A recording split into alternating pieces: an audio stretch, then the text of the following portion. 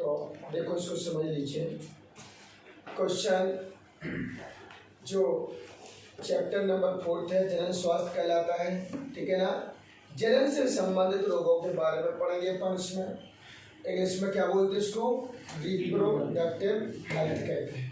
Question हमारा है यौन संचरित रोग या लैंगिक रूप से संचरित रोग किसे कहते हैं, इनके रोगों का वर्णन कीजिए।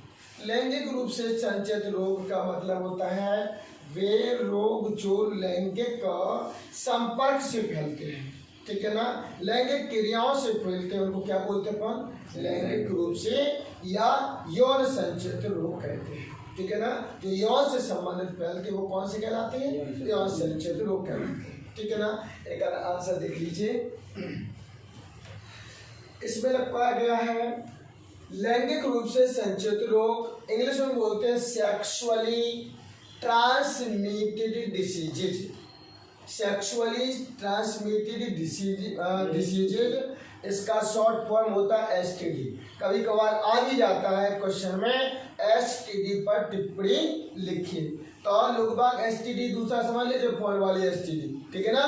तो ये एसटीडी क्या कहलाता है बेटा, सेक्सुअली ट्रांसमिटेड डिसीजेज, हिंदी में क्या कहते हैं, लैंगिक रूप से संचरित रोग कहते हैं।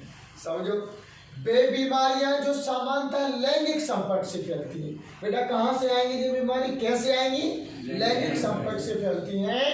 उन्हें एसटीडी, इंग्लिश में क्या कहेंगे इसको, सेक्सुअली ट्रांसमिटेड डिसीजेज या लैंगिक रूप से संचरणशील रोग कहते हैं।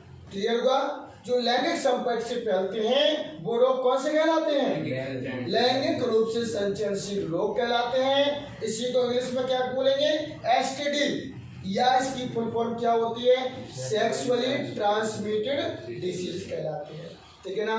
समझ लो बेटा पहले। अब आगे देखिए, इन्हें यौन संचरित रोग या यौन संचारित संक्रमण या रतिज रोग भी कहते हैं। इनके और भी नाम है, और कौन सा है, रतिज रोग कहेंगे या यौन संचारित रोग कहेंगे, या इन्हीं का नाम क्या होता है, यौन से संबंधित रोग कहते हैं, ठीक है ना। अर्थात तो जीवाणु, विषाणु एवं परजीवी आदि से भी फैल सकती है। यौन संक्रमण से फैलती है, या जीवाणुओं से भी फैल सकती है, या विषाणुओं से भी फैल सकती है, या परजीवी के द्वारा भी फैल सकती है। बात क्लियर हो रही कि नहीं हो रही। जीवाणु जैसे कोरोना एक वायरस है, उससे भी बीमारी फैलेगी नहीं फैलेगी, ठीक है ना। तो ये काय से फैल सकती हैं, बीमारियां कैसे हो सकती हैं, जीवाणुओं से भी हो सकती हैं, और विषाणुओं से भी हो सकती हैं, और परजीवियों से भी हो सकती हैं। जैसे एग्जाम्पल में लिखा है एड्स है, ठीक है ना, गोनोरिया है, सिफिलिस है, जेनिटल हर्प है, एनजीयू और ट्राइकोमोनियासिस आदि प्रमुख हैं, ठीक है ना। जिस सब रोगों के नाम हैं, एड्स एक रोग हो गया, गोनोरिया रोग हो गया, सिफिलिस रोग हो गया। इनको अपन को डिटेल पढ़ना है क्वेश्चन बाय क्वेश्चन, ठीक है ना। लेसन में यही तो है पूरा, और कुछ नहीं है। जेनिटल हर्प हो गया है, एनजीयू हो गया है, और ट्राइकोमोनियासिस रोग हो गए हैं। क्या होता है, नेशनल ग्वानो यूनाइटेड डिसीज होती है वो, ठीक है ना। जब डिसीजों का नाम है क्या है, जे डिसीज है, ए डिसीज है, ए डिसीज है, ए डिसीज, सब डिसीज है। जब इसको अपन डिटेल पढ़ेंगे तो पूरा सब अपन को मिल जाएगा, बन जाएगा। तो क्वेश्चन अपना एक कौन सा कंप्लीट हुआ है, एसटीडी क्या कहलाता है, क्या कहलाता है अपना बेटा, एसटीडी का मतलब होता है सेक्सुअली ट्रांसमिटेड डिसीजेज, अर्थात वे बीमारियां जो लैंगिक संपर्क से फैलती हैं। और हम क्या बोलते हैं, लैंगिक बीमारियां, लैंगिक संपर्क बीमारियां, या इनको क्या बोलते हैं, यौन संचरित रोग कह सकते हैं, ठीक है ना। फिर आगे लिखवा गया है ये बीमारियां जो होती हैं, और भी संक्रमण से बीमारियां हो सकती हैं, जीवाणुओं से हो सकती हैं, विषाणुओं से हो सकती हैं, और परजीवियों से हो सकती हैं। जैसे एग्जाम्पल में क्या बताया गया है, एड्स है, गोनोरिया है, सिफिलिस है, जेनिटल हर्प है, एनजीयू है, और नेक्स्ट क्या बताया गया है, ट्राइकोमोनेसिस आदि प्रमुख है और भी, ठीक है ना। वो कौन सी कहलाती है अपनी, कौन सी बीमारियां होती हैं, लैंगिक रूप से संचारशील रोग कहलाते हैं, ठीक है ना। फिर आगे लिखवाया गया, ये तो परिभाषा हो गई, क्लियर।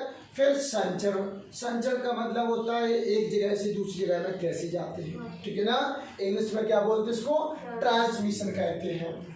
ए मैथन इंग्लिश में बोलते हैं पॉपुलेशन के द्वारा फैलते हैं, निषेचन की क्रिया के द्वारा फैलते हैं। परंतु कुछ यौन संचरित रोग गैर मैथुन संपर्क जैसे संदूषित रक्त, संदूषित रक्त मीन्स होता है उसमें कुछ संक्रमित हो जाते हैं, जैसे मान लीजिए ब्लड, हम बीमार हैं तो हमारा ब्लड मैंने दूसरे को दे दिया तो अब वो भी क्या हो जाएगा, संक्रमित हो जाएगा, रोगी हो जाएगा, तो उसको क्या बोलते हैं, संदूषित रक्त, ठीक है ना, माने संक्रमित रक्त होगा। नेक्स्ट होता है एवं ऊतक संदूषित सुइयां, ऊतक से भी हो सकते हैं, जैसे हमने अपने शरीर में कोई ऊतक दूसरे को देते हैं, ठीक है ना, उसके माध्यम से हो सकता।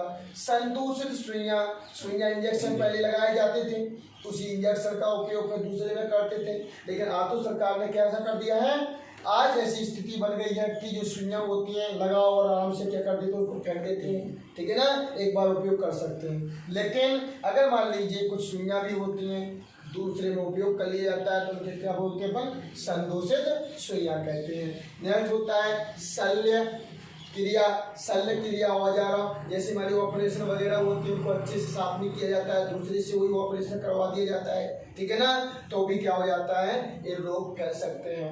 नेक्स्ट स्तनपान, स्तनपान का मतलब होता है जो फीमेल से होती हैं रक्त को क्या होती हैं, उससे बच्चों के माध्यम से भी, बच्चों में भी पहुंच जाती हैं, किसके माध्यम से, स्तनपान के माध्यम से भी दूसरे शरीर में पहुंच जाती है, ठीक है ना। तो एक कैसे इनका संक्रमण होता है, कैसे एक दूसरे से पहुंच सकते हैं, पहला तो क्या बताया गया हमने, मैथुन की काम, ठीक है ना। लेकिन कुछ ऐसे भी होते हैं जो गैर मैथुन के संपर्क से भी क्या हो सकते हैं, जो फैल सकते हैं, उनके नाम याद कर लेना। तो बहुत से होते बेटा, संदूषित रक्त हो सकता है, ऊतक हो जाता है, संदूषित सुइयां होती हैं, शल्य क्रिया औजारें होती हैं, ये सब समझ में आती होगा, ठीक है ना। स्तनपान है फैल सकता है। तो दूसरी हेड क्या पड़ी अपन ने, एक शरीर से दूसरे शरीर में कैसे भी रोग पहुंच जाते हैं, बच जाएगा जी। नेक्स्ट होता है रोग के लक्षण, सिम्टम्स या कैरेक्टर्स, ठीक है। तो हमें कैसे पता चल जाता है, कोई लक्षण हमारे शरीर में संकेत हो जाते हैं, बुखार चढ़ता है, कुछ भी होता है, हम रोगी हो जाते हैं तो कुछ हमें लक्षण दिखाई देते हैं, ठीक है ना, उनसे क्या कर लेते हैं, हम पता लगा लेते हैं। तो कैसे पता लगता है हमको कि रोग हो गए हैं, गुप्तांगों में खुजली, रिसाव, रिसाव का मतलब होता है कोई भी रिसाव होता है तो निकलते ही रहता है, कोई चोट वगैरह लग जाती है तो उससे जो रक्त निकलेगा तो निकलता ही रहता है, मीन्स हम कोई ना कोई रोग हो जाते हैं, ठीक है ना। तो खुजली, रिसाव, सूजन, जननिक क्षेत्र, जो जनन के जो क्षेत्र होते हैं, रिप्रोडक्टिव ऑर्गन्स होते हैं, उन क्षेत्रों पर मस्सों का होना, मस्सों का मतलब होता है कुछ कुछ प्रभाव टाइप के बन जाते हैं, उन्हें क्या बोलते हैं अपन, मस्से कहते हैं, ठीक है ना। आदि शुरुआती लक्षण होते हैं।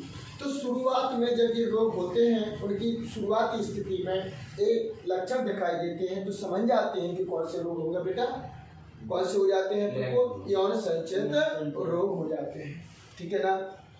तो हमारा एक कंप्लीट होता है, फिर आगे पर कोई अगला क्वेश्चन पढ़ना है। तो जो पहला क्वेश्चन हुआ है अपना, कौन सा हुआ है बेटा, यौन संचित या यौन संचरणशील रोग कौन सी कहलाते हैं, तो बन जाएगा जो यौन से संबंधित रोग होते हैं वो कौन से कहलाते हैं, यौन संचरणशील रोग कहलाते हैं, ठीक है ना।